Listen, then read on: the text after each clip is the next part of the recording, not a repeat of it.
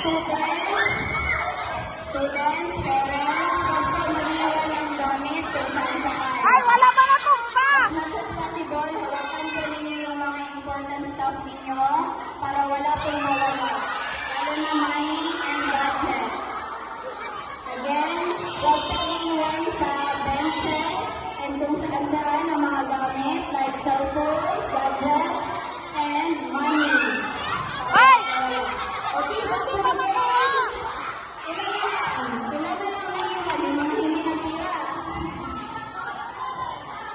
May winner na tayo, Chair? Okay, the winners are yung mga hindi nagtira. Go! Okay, very good. Get your prize na